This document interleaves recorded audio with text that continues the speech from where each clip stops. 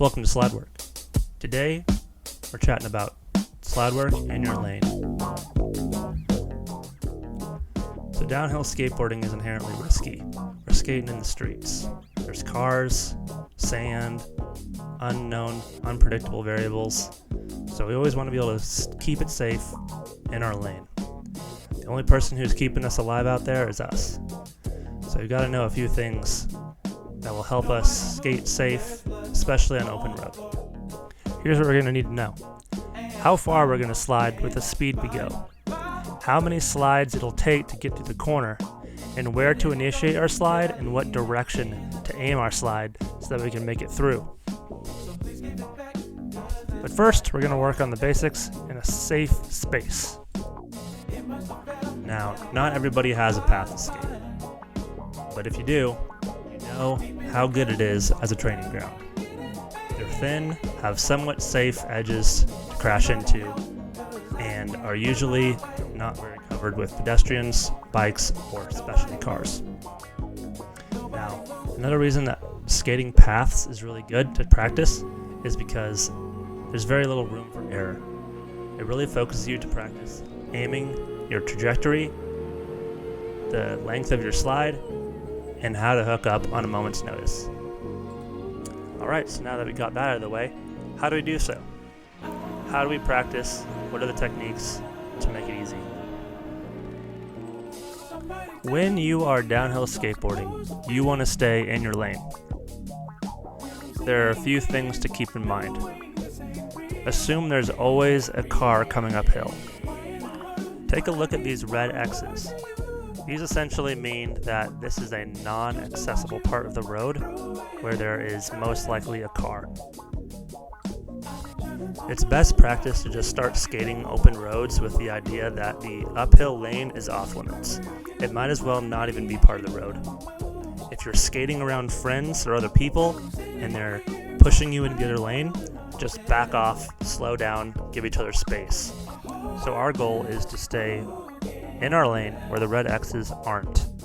How fast you go and how far the slide is going to be is essentially something you should know without even having to think about it.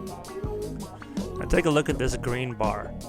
This represents how long our slide is and the direction it's going. When we're approaching a corner, we want to make sure when we start our slide and stop our slide, we're still in our lane on the road. If we start our slide too late, we're going off the road. So, in order to make a turn like this, we need to make our slide shorter so that it doesn't end up pitching us into a guardrail or completely off the road. Now, how do we do this? Essentially, your slide is going to be a long straight line. So, when coming into a really big corner or a really sharp corner, you want to keep in mind how fast you're going, how far you're probably going to slide, and when to start your slide and when to stop your slide so that you can essentially make it to the corner in your lane. And once you're out of the slide or hooking up from the slide, you are going to be able to angle your board so that you can make it to the corner, or if you have to, do another slide so that you can readjust and kill some more speed so that you can make it to the corner in your lane. So in this scenario, there's no way that we can make one huge slide work because the corner is so tight. The most safe way to make it through this corner would be to do the double drift.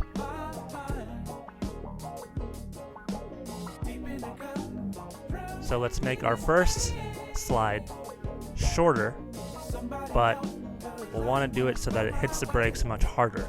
And then a bigger slide through the corner, you can do it stand up or hands down.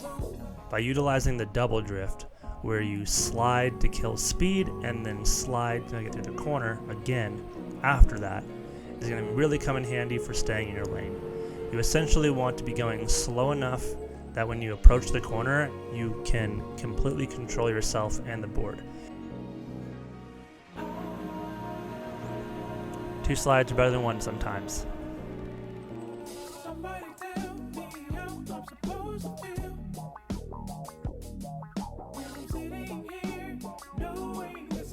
So if you're going to do a huge pendy so you can make it to the corner, make sure you're doing that way up higher so that by the time you do reach the corner, you're slow enough to make it to the corner with your control.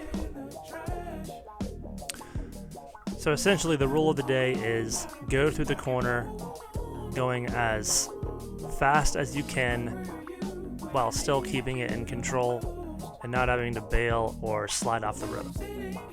Always know how far you're going to slide so that you know what you're capable of in the corner that's coming up. And bonus points, spot the road before you skate it.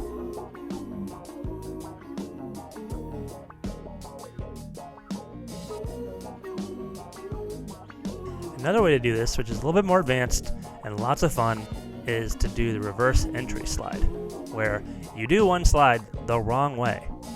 And instead of hooking up, you do a 180 and roll through the corner backwards. Now, a lot of fun, very technical, highly recommend.